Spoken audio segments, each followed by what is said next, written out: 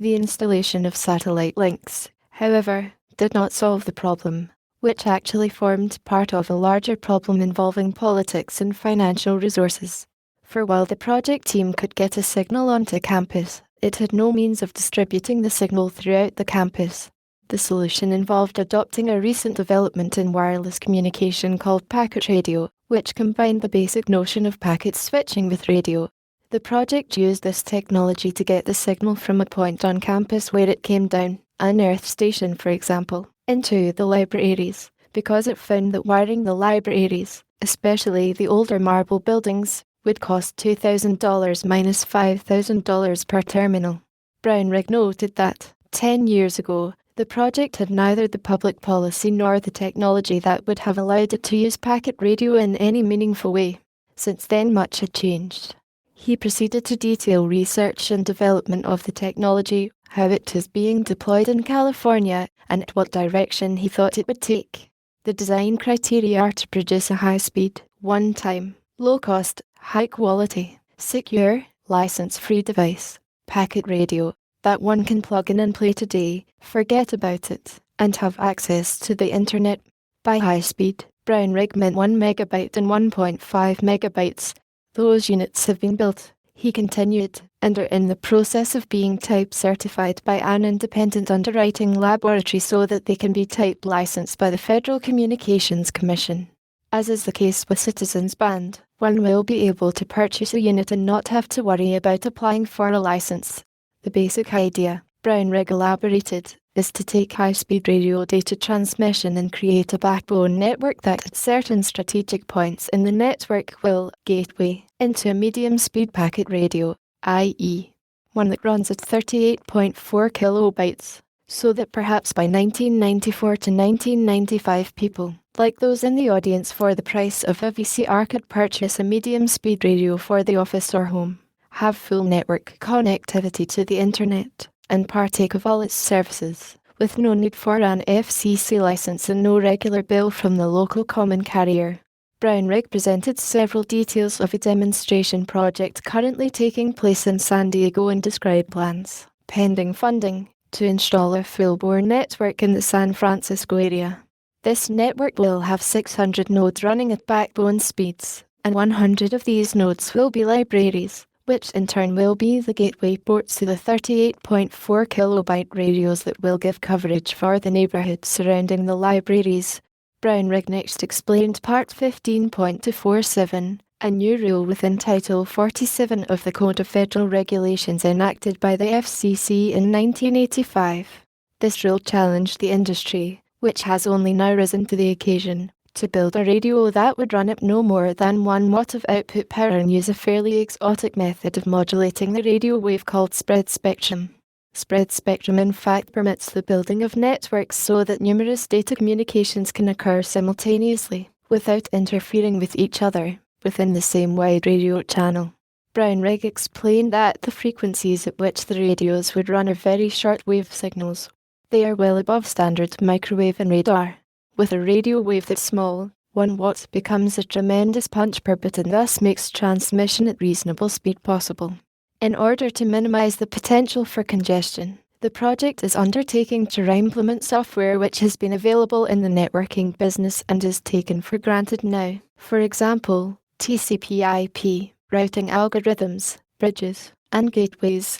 In addition, the project plans to take the WAIS server software in the public domain and implement it so that one can have a WAIS server on a Mac instead of a Unix machine.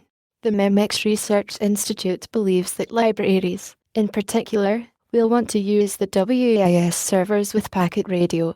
This project, which has a team of about 12 people, will run through 1993 and will include the 100 libraries already mentioned as well as other professionals such as those in the medical profession, engineering, and law. Thus, the need is to create an infrastructure of radios that do not move around, which, Brownrigg hopes, will solve a problem not only for libraries but for individuals who, by and large today, do not have access to the internet from their homes and offices.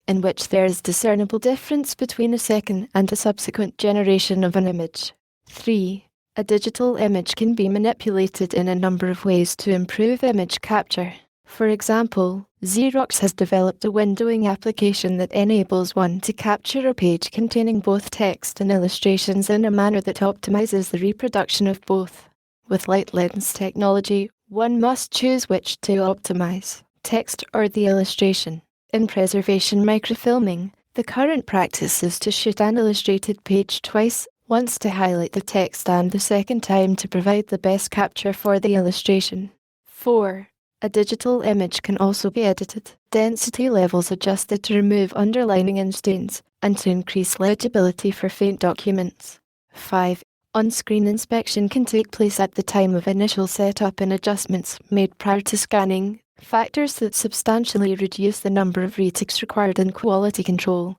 A primary goal of CXP has been to evaluate the paper output printed on the Xerox Docotech, a high-speed printer that produces 600p pages from scanned images at a rate of 135 pages a minute. Kenny recounted several publishing challenges to represent faithful and legible reproductions of the originals that the 600p copy for the most part successfully captured.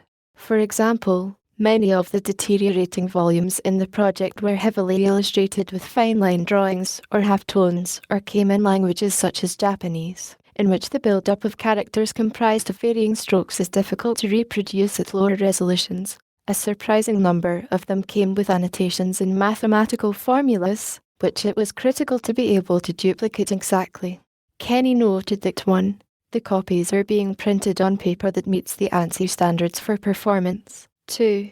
The Docotech printer meets the machine and toner requirements for proper adhesion of print to page, as described by the National Archives. And Thursday 3rd, paper product is considered to be the archival equivalent of preservation photocopy. Kenny then discussed several samples of the quality achieved in the project that had been distributed in a handout. For example, a copy of a print-on-demand version of the 1911 Reed lecture on the steam turbine, which contains tones, line drawings, and illustrations embedded in text. The first 4 loose pages in the volume compared the capture capabilities of scanning to photocopy for a standard test target, the IEEE Standard 167 and 1987 test chart. In all instances, scanning proved superior to photocopy, though only slightly more so in one. Conceding the simplistic nature of her review of the quality of scanning to photocopy, Kenny described it as one representation of the kinds of settings that could be used with scanning capabilities on the equipment CXP uses. Kenny also pointed out that CXP investigated the quality achieved with binary scanning only, and noted the great promise in grayscale and color scanning, whose advantages and disadvantages need to be examined. She argued further that scanning resolutions and file formats can represent a complex trade-off between the time it takes to capture material, file size, fidelity to the original, and on-screen display, and printing and equipment availability. All these factors must be taken into consideration.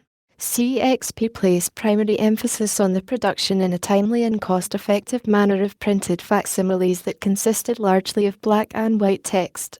With binary scanning, large files may be compressed efficiently and in a lossless manner, i.e., no data is lost in the process of compressing and decompressing an image. The exact bit representation is maintained using Group 4 kit, i.e., the French acronym for International Consultative Committee for Telegraph and Telephone, compression. CXP was getting compression ratios of about 40:1.